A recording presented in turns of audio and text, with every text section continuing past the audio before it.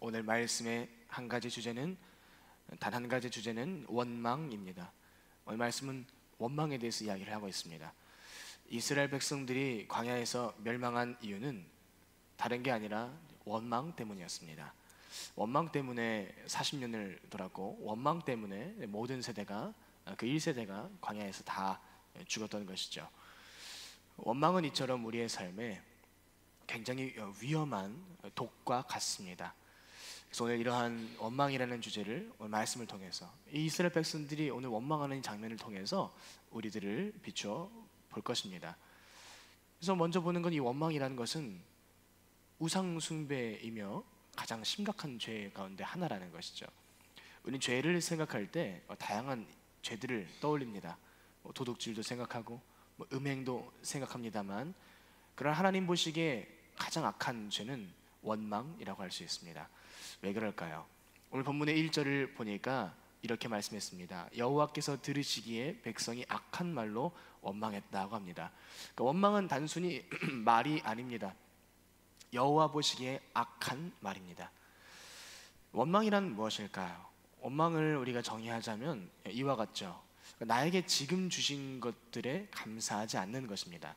하나님이 내게 지금 주신 것들에 감사하지 않는 것이 원망일 뿐만 아니라, 또 다르게 말하자면 지금 내게 주신 하나님의 은혜가 좋지 못한 것이라고 내가 판단하는 것이, 그것이 원망의 정의라고 할 수 있겠습니다. 이스라엘 백성들은 지금 원망하는 것입니다. 지금 우리에게 주신 이 광야의 생활, 우리에게 주신 이 만나의 양식이 좋지 않다. 하나님은 좋은 것이라고 주셨는데 그들이 좋지 않다라고 스스로 평가하고 있는 것입니다. 이스라엘 백성들이 이렇게 원망한 이유가 있었는데, 그래서 오늘 본문의 4절과 6절에 이렇게 나와 있습니다. 4절부터 6절을 쭉 보면, 4절 말미에 누가 우리에게 고기를 주어 먹게 하랴. 5절에 우리가 애굽에 있을 때는 값없이 생선과 오이와 자매와 부추와 파와 마늘들을 먹은 것이 생각나거늘 이제는 우리의 기력이 다하여 이 만나 외에는 보이는 것이 아무것도 없도다 하니.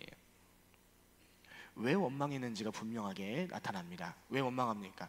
하나님이 주신 것에 만족하지 못하고 고기와 마늘을 탐냈기 때문입니다. 그래서 우리가 왜 언제 원망하게 될까요? 우리가 원망하는 시작은 하나님이 내게 주신 것에 만족하지 않을 때, 그때 원망은 시작됩니다. 지금 내가 가진 모든 것은 하나님이 주신 것입니다. 그래서 우리는 모든 것이 은혜라고도 말하지 않습니까? 근데 우리가 말과 찬양으로는 모든 것이 은혜라고 하는데 그렇지 않게 생각할 때가 너무 많은 것이죠. 생각해보면 이스라엘 백성들에게 만나를 주신 것만으로도 은혜가 아니겠습니까? 그러니까 모든 것이 없는 광야에서 공짜로 매일 먹을 것이 떨어지는데 이것이 은혜가 아니고 뭘까요? 그리고 이들이 고기와 많은 것들을 추억하고 있지만, 사실 그 추억했던 그 애굽의 장소는 노예 생활을 했던 장소 아니었습니까? 그러니까 지금 이들에게 주어진 광야와 만나라는 것은 하나님의 은혜 그 자체인데, 이것만으로도 굉장히 감사해야 될 텐데 그들도 처음에는 감탄하지 않았습니까? 애굽을 탈출했을 때 감탄했고, 만나가 떨어졌을 때 만하 하면서 이것이 무엇이냐 감탄했다는 것이죠. 근데 얼마 지나지 않아서 그것이 지겨워진 것입니다. 그 엄청난 은혜가 그들에게 익숙해졌고 지겨운 것으로 느껴지게 되었습니다. 왜 우리는 내게 오늘 주신 것에 만족하지 못하고 원망하기 시작할까요? 은혜에 대한 감격이 사라졌기 때문입니다. 여러분 마음에 은혜에 대한 감격이 있으십니까? 우리의 마음이 종교적으로 변하기 때문입니다. 은혜의 강물이 메말라 버렸기 때문입니다. 예수님을 처음 만나고 성령의 생수를 맛보았을 때 그 감탄과 감격과 감사가 관리되지 않은 것이죠.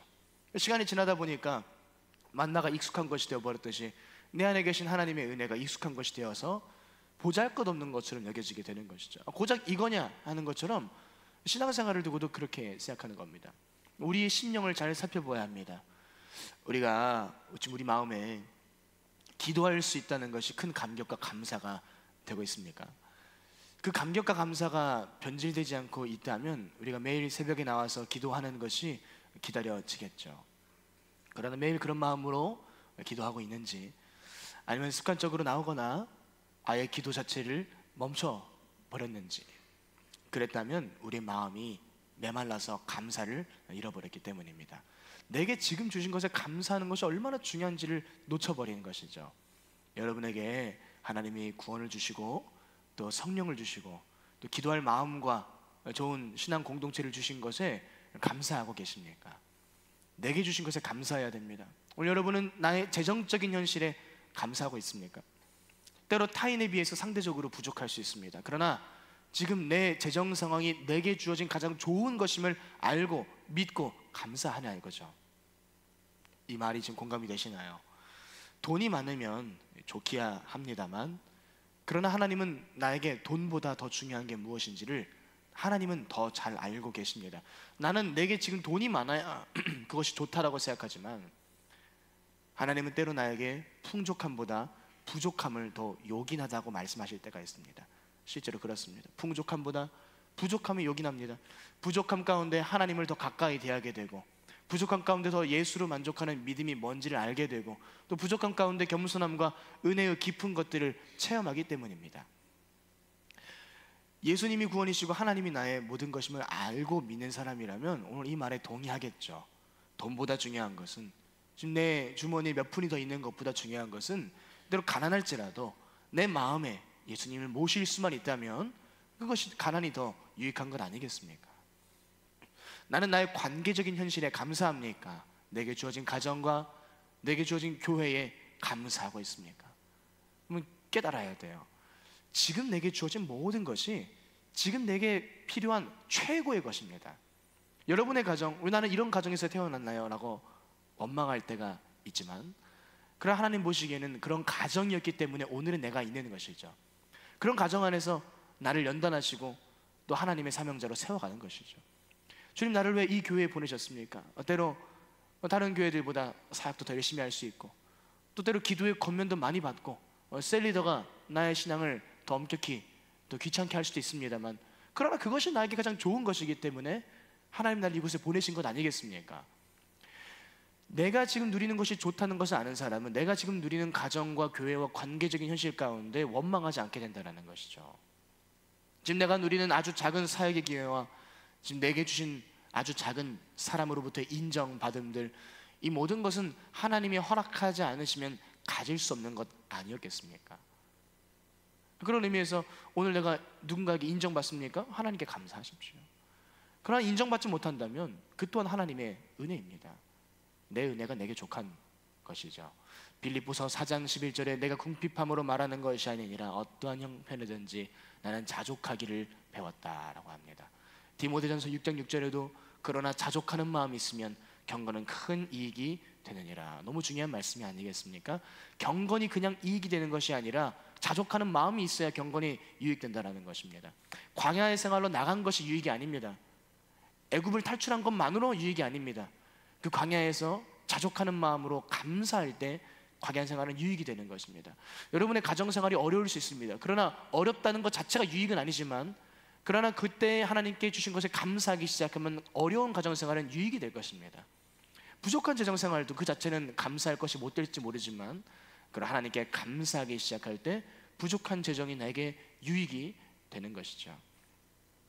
그러나 우리가 이런 은혜들을 은혜로 받아들이지 않을 때, 이것으로 만족할 수 없다라고 말할 때 우리에게는 원망이 생기는 것입니다. 왜 나는 이것밖에 없는가? 왜 나는 사람들이 인정해주지 않는가? 왜 나는 이런 형편에서 살 수밖에 없는가? 자, 지금 무슨 얘기합니까? 원망은 내게 지금 주신 것에 만족하고 감사하지 못할 때 출발한다고 이야기하는 겁니다. 그러면서 다른 것에 탐욕을 가지면서 원망을 더욱 키워내죠. 그래서 이스라엘 백성들은 지금 주신 만나와 광야 생활에 만족하지 못하고 다른 것에 눈을 돌리는데, 그것은 고기와 생선과 마늘과 같은 것들이고 심지어 애굽을 동경하고 있습니다. 그러니까 원망은 어디서 나오냐면 다른 것에 탐욕을 품을 때 원망이 커진다라는 것입니다. 하나님이 허락하지 않으신 다른 것들을 좋게 여기기 시작할 때, 지금 내게 허락하신 것이 아니라 허락하지 않은 것들을 좋게 여길 때 자연스럽게 원망이 시작됩니다. 탐욕은 곧 우상숭배라고 하신 성경 말씀의 이유가 여기에 있습니다. 왜냐하면 탐욕은 지금 내게 은혜 주신 하나님을 섬기는 것이 아니라 하나님은 주지 않으신 다른 것들을 우상으로 섬기는 것이기 때문에 탐욕은 우상 숭배가 되는 것이죠. 어떻게 적용해 볼 수 있을까요? 지금 내게 주신 때로는 궁핍과 이 재정의 훈련이 있을 수 있잖아요. 돈이 부족하고 그 가운데에서도 정말 하나님의 주권을 인정하고 겸손을 배워야 될 때인데, 그때 겸손을 배우고 하나님께 감사로 나가는 것이 아니라 자기 힘으로 돈을 벌려고 하는 문제입니다. 돈을 벌지 말라는 것이 아닙니다. 그러나 하나님의 뜻과는 어긋나는, 그래서 주의도 다 내버려두고 개인의 경건생활도 다 내버려두고 오로지 돈 버는 데에만 자신의 삶을 몰아세우기 시작하면 그 삶이 과연 복된 삶이 과연 되겠습니까? 탐욕을 쫓기 시작하는데 어떻게 복될까요? 오늘날 우리 드라마 같은 데서도 많이 나오는 소재고, 오늘 우리 그리스도인들도 마찬가지지만 비기독교인들은 더할 나위 없는 이 불륜의 문제도 그런 거 아니겠습니까? 불륜의 문제가 사실 그런 거 아닙니까? 내게 주신 배우자에게 만족하지 못하니까 다른 것에 탐욕을 두고 눈을 돌리기 시작할 때 그때 가정이 깨어지는 것 아니겠습니까? 여러분 마음을 한번 살펴보세요. 오늘 첫 번째로 우리가 본 것은 원망은 심각한 죄라는 것입니다. 우리의 마음에 다른 것을 죄로 여기지 마시고 하나님이 주신 것을 감사하지 않고 원망하는 마음 품은 것들, 여러분이 오늘 원망을 품은 대상들은 무엇이 있습니까? 가정, 재정, 교회, 때로는 지도자, 때로는 관계, 여러분이 원망을 품고 있는 그 마음 자체가 하나님께 보시기에 악한 것이라는 사실을 말씀을 통해서 깨닫기를 원합니다. 두 번째로 보게 되는 것은 이 원망은 전염된다라는 것입니다. 본문의 4절을 읽어보니까 그 가운데 이런 말씀이 있습니다. 그들 중에 섞여 사는 다른 인종들이 탐욕을 품음에 이스라엘 자손도 다시 울며 이르렀다. 이스라엘 백성이 출애굽할 때 이스라엘을 보호하시는 하나님의 10가지 재앙의 권능을 보고서 실제로 많은 이방인들도 이 이스라엘 백성과 함께 출애굽을 했습니다. 그 가운데는 애굽 백성들도 있었고 다른 종족들도 많이 섞여 있었죠. 근데 섞여 사는 그 인종들이 먼저 원망을 하기 시작했습니다. 아무래도 믿음 없는 사람들이다 보니 그랬을 것입니다. 다시 말하면 물리적으로는 함께 있지만 그 내면에 부름받지 못한 사람들이었다는 것을 이야기합니다. 이 사람들이 원망하기 시작했을 때 그 탐욕과 원망이 이스라엘 백성들을 다시 울게 했습니다. 원망은 전염됩니다. 우리 교회와 우리 공동체와 내 가정 가운데 물리적으로는 함께 있는 것 같아 보입니다. 다 동일한 말씀을 듣고 다 동일한 문화와 다 동일한 언어 가운데 살지만, 그러나 그 내면이 부름받지 못한 어떠한 사람들 덕에 탐욕이, 원망이 전염됩니다. 성경은 이런 모습들을 이제 내면에 할례받지 못한 사람들이라고도 이제 이야기를 하죠. 실제로 이 이방 종족들은 할례받지 않은 사람들이었습니다. 그러니까 할례받지 않은 사람들이 할례받은 사람들에게 영향을 주는 거 아닙니까? 우리도 마찬가지라는 것이죠. 나부터 돌아보면 약간 원망의 이야기를 하지 않았습니까? 나는 지금 교회 안에서 다른 인종과 같이 살아갑니까? 아니면 모국어가 같은 신앙의 같은 인종으로 살아갑니까? 그것은 나의 말과 마음이 증명하는 것입니다. 영적 DNA가 다르면 같은 말을 할 수 없죠. 비전의 DNA가 다르면 같은 방향을 볼 수 없습니다. 하나님이 교회를 한 방향으로 이끌고 가고자 하셔도 다른 인종들은 자꾸 다른 방향을 바라보고 원망하게 됩니다. 왜 이렇게 하지 않느냐, 이렇게 되지 않느냐. 가정도 마찬가지죠. 하나님이 가정을 한 비전 안에 쓰고자 하시지만 하나님의 영적 DNA가 같지 않은 한 사람이 있을 때 원망이 자아내지고 그 원망은 가족들을 오염시킵니다. 여러분, 오늘 우리 자신을 돌아봐야 합니다. 여러분의 가정생활을 돌아보세요. 최근에 가정에서 원망한 여러분의 말은 무엇이었습니까? 돈이 없다 이런 말입니까? 당신이 나를 사랑해주지 않느냐 이런 말입니까? 자녀들을 향한 원망의 말입니까? 자녀들도 마찬가지죠. 부모에 대한 원망입니까? 탐욕은 전염됩니다. 다른 인종들이 불평하자 이스라엘도 불평하며 울기 시작했습니다. 그래서 다시 1절을 보면 여호와께서 들으시기에 그것이 악한 말이었다라고 이야기하십니다. 사실 만나가 질리고 고기와 마늘을 먹을 수 있으면 좋겠다라는 건 사람이 가질 수 있는 지극히 정상적인 생각이죠. 만나를 계속 먹으면 안 질리겠습니까? 고기도 먹고 싶지 않겠습니까? 게다가 먹어본 경험이 있으니까 그것이 생각나지 않겠습니까? 그러나 그들의 바람과 소원이 하나님 들으시기에는 악한 말로서 들렸다는 것을 오늘 주의해서 봐야 되는 것입니다. 오늘 우리가 하나님께 소원을 품고 간구하지 말라는 이야기가 아닙니다. 아무것도 바라지 말라는 이야기가 아닙니다. 교회에서도 마찬가지입니다. 내 필요와 원함과 내 의견들을 내지 말라는 것도 아닙니다. 그러나 하나님 들으시기에 어떠할지를 생각해 보라는 것입니다. 사람이 듣기에 합리적인 말이라고 해서 여호와 들으시기에 좋은 말인 것은 아닙니다. 어떤 사람들은 교회나 공동체 안에서 자기가 합리적으로 말했을 뿐이라고 생각합니다. 어떤 사람은 교회나 공동체나 가정에서 자신의 생각과 감정을 솔직하게 말했을 뿐이라고 생각합니다. 나는 솔직했고 나는 합리적으로 말했기 때문에 자신이 회개해야 될 이유가 없다라고도 생각합니다. 이거 참 골치 아픈 문제죠. 아무리 알려줘도 깨닫지 못합니다. 문제는 그 합리적이고 솔직한 말들이 믿음에서 나온 말이 아닐 때인데 말이죠. 믿음에서 나온 합리적인 말, 믿음에서 나온 어떤 솔직함들이 아니라 믿음 없는 합리성과 믿음 없는 솔직함이 듣는 이들로 하여금 하나님을 향한 신뢰를 빼앗고 병들게 한다는 것을 깨닫지 못하기에 오늘 교회 안에 그런 사람들 덕에 많은 사람들이 신앙의 병에 걸리고 있는 건 아니겠습니까?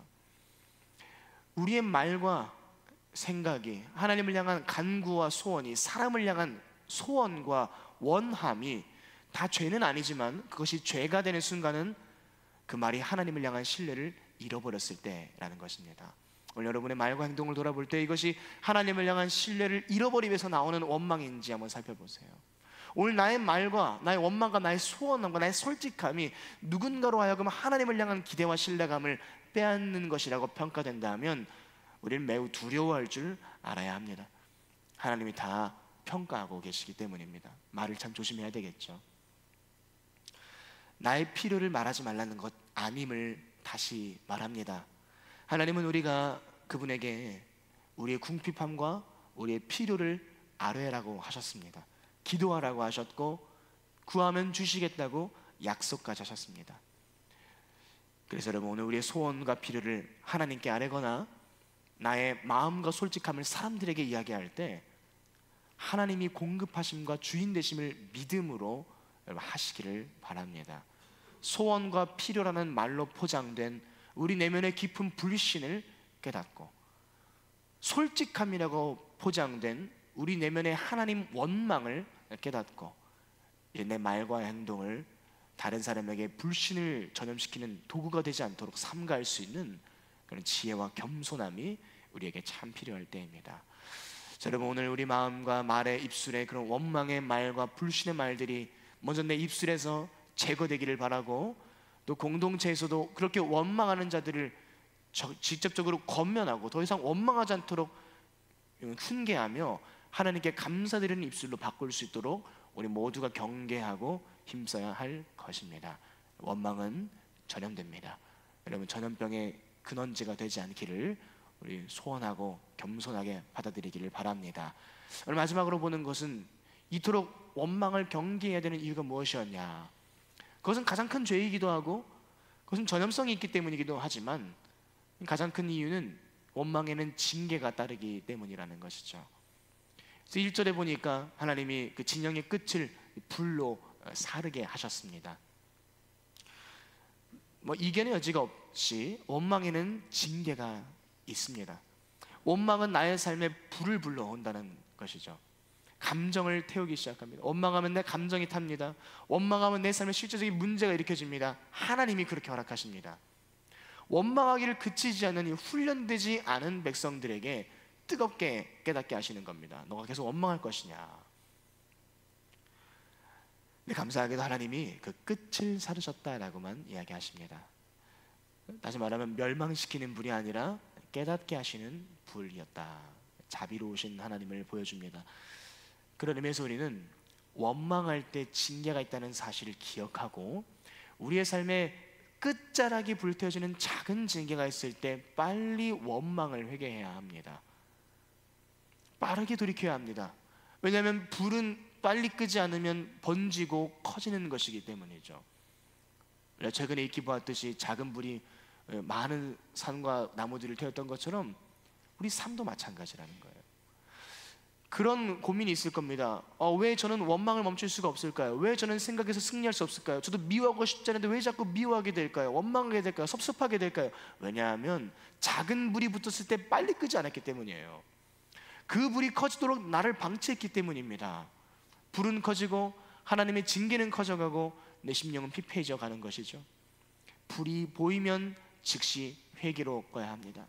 오늘 2절에 모세가 하나님께 기도했습니다. 즉시 불이 꺼졌습니다. 참, 기도한 한 사람이 얼마나 중요한지. 모세라는 중보자는 사람이 있을 때 그 진영 끝자락에 불을 하나님이 꺼주시지 않았습니까? 오늘 여러분이 스스로 기도하는 자가 될 뿐만 아니라 내 옆 사람에게 중보자가 되어서 그들의 불을 깨닫게 하고 하나님께서 그 불을 꺼주시기를 간구하는 그런 기도자, 또 우리 스스로는 회개하는 그런 기도가 참으로 필요할 것입니다. 오늘 본문의 3절을 보니까 이 징계의 사건을 두고 이렇게 이야기를 했습니다. 그 곧 이름을 다베라라 불렀으니 이는 여호와의 불이 그들 중에 붙은 까닭이었다. 다베라는 불평과 원망의 징계를 기념하는 이름입니다. 하나님이 기억하게 하시는 것이죠. 불평하고 원망했을 때 삶에 어떤 일들이 일어나는지를 봐라. 그리고 기억하라. 우리 삶에도 마찬가지입니다. 하나님 우리 삶에도 다베라를 기억하게 하기를 원하십니다. 다베라를 세워놓기를 원하세요. 여러분 인생에는 어떤 다베라가 있었습니까? 어떤 원망과 어떤 불평으로 인해서, 내가 탐하지 말아야 될 것들을 탐함으로 인해서 어떤 큰 실패를 경험했습니까? 수치스럽고 부끄러운 일이지만 그러나 기억해야 합니다. 다시는 그런 일이 내 삶에 일어나지 않게 하기 위해서. 긍정적인 것만이 간증은 아니죠. 부정적인 것도 간증이 될 수 있습니다. 여러분의 삶의 다베라와 같이 우리 기억 속에 남아서 다시는 하나님께 원망하지 않고 오늘 내게 주신 것에 감사하고 하나님이 공급하실 것을 신뢰하게 하고 내 입술을 조심케 하는 여러분의 삶의 다베라가 무엇인지를 다시 한번 기억해 보세요. 그리고 늘 기억하시고 오늘도 그 다베라를 기억하면서 내 입의 원망을 제거해 나가야 할 것입니다. 말씀을 정리해 나가면서 우리 만나에 대해서 다시 한번 생각해 볼 필요가 있습니다. 하나님이 왜 만나를 주셨을까요? 단지 먹이기 위함이 아니라 훈련하시기 위해서 만나를 주셨습니다. 먹이는 것이 목표였으면 만나만 주시지 않았을 겁니다. 많은 산의 진미를 같이 주실 수 있었지만 하나님은 만나만 주셨습니다. 오늘 7절부터 9절을 쭉 보면 만나에 대한 설명이 쭉 나옵니다. 읽어볼 필요도 없습니다. 부족함 없이 주어졌다라는 것이고 이 만나를 가지고 다양한 음식을 만들어 먹을 수 있었다는 하나님의 풍성한 공급을 이야기합니다. 그러나 만나만 주신 것은 하나님이 훈련하시기 원하셨기 때문에. 이스라엘은 하나님께서 만나를 통해 하나님만 바라보게 하신다는 것을 깨닫고 하나님만 바라보는 훈련을 받았어야 했습니다. 그러나 그들은 훈련에서 성숙하지 못했기 때문에 다른 것을 탐하면서 원망하기를 택한 것이죠. 그래서 하나님은 만나라는 도구를 통해서 그들을 훈련시키신 겁니다. 만나를 주시면서 그들 내면에 아직도 뿌리 뽑히지 않은 원망과 불신앙을 드러내신 겁니다. 원망하고 불신앙이 드러날 때까지 만나를 주신 거예요. 어떻게 보면은 그들의 불신앙을 깨닫게 하십니다. 자신의 신앙적인 내면을 직면하게 하십니다. 그리고 원망했을 때 징계를 허락하셔서 그들이 그 죄를 버리고 하나님 백성다운 정복자로서의 성품으로 변화될 수 있도록 하나님이 이 모든 것을 계획하시고 만나를 주신 것입니다. 하나님이 여러분에게 오늘 만나를 주실 것입니다. 그러나 내 눈으로 보기엔 매우 작아 보입니다. 작은 재정, 작은 가정, 어떤 작은 내 교회의 부족한 모습들, 내 공동체의 부족한 모습들, 그러나 하나님이 그걸 통해서 우리의 내면의 불신앙을 직면하게 하실 겁니다. 아주 작은 것도 견디지 못하고 원망하는 이 부족한 입술을 발견하게 하신다는 거죠. 그리고 깨닫게 하실 거예요. 아, 내가 참 부족한 사람이구나. 내가 참 감사할 수 없는 사람이구나. 내가 정말 하나님 나라에 합당한 모습이 아니구나. 만나를 통해 깨닫게 하시고 만나를 통해 참된 회개에 이르게 하실 것입니다. 여러분, 오늘 광야에 부족함이 있지만 감사로 하나님께 영광 돌리는 훈련을 받으십시오. 부족함 가운데 원망이 아니라 믿음의 간구로 기도할 수 있는 훈련을 받으세요. 부족함 가운데 믿음으로 반응하고 믿음으로 살아가는 훈련을 받고 있는 것입니다. 우리의 목적은 만나가 아닙니다. 고기도 아닙니다. 우리의 목적은 약속된 가나안 땅, 하나님의 나라입니다. 그래서 오늘을 살아갈 때 고기와 마늘을 쫓아가느라고 원망하며 하루를 허비하지 마시고 진짜 목적이 되는 하나님 나라를 향해 걸어가면서 그 나라에 합당한 자로 훈련되어져 가는 그런 진짜 믿음에 연단된 사람들 우리들이 되어야 되겠습니다. 오늘 하루 원망과 그렇게 싸우고 깨닫는 우리 모든 성도님들이 되시기를 예수님의 이름으로 축원합니다. 기도하겠습니다.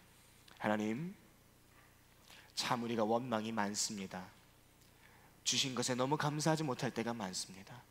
기도할 수 있는데 기도하지 못하고 원망할 때가 많고, 간구할 수 있는데 간구하지 않고 하나님을 원망할 때가 많았습니다. 그로 인한 우리의 삶에 불들이 있었음을 고백합니다. 하나님, 회개합니다. 오늘 주님 회개하는 마음을 허락해 주시고, 감사하지 못하여 저질렀던 탐욕의 우상 숭배를 용서하여 주시고, 다시 광야에서의 만나를 먹으며 하나님의 나라에 합당한 자로 훈련되어져 갈 수 있는 믿음의 사람들이 되게 하여 주시옵소서. 예수님의 이름으로 기도드립니다. 아멘.